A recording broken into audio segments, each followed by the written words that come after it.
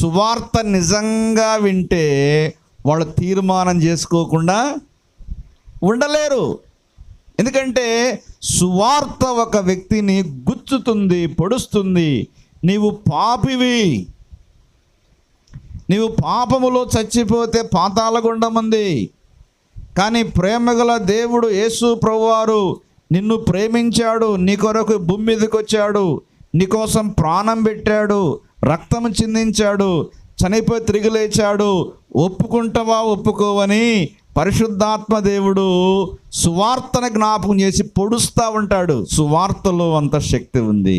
సిలువను గూర్చిన వార్త నశించుచున్న వానికి విపరీతనము గాని రక్షింపబడుచున్న మనకు దేవుని శక్తి. సువార్తలో ఎంత శక్తి ఉందంటే బుద్ధిని మార్చేంత శక్తి ఉంది.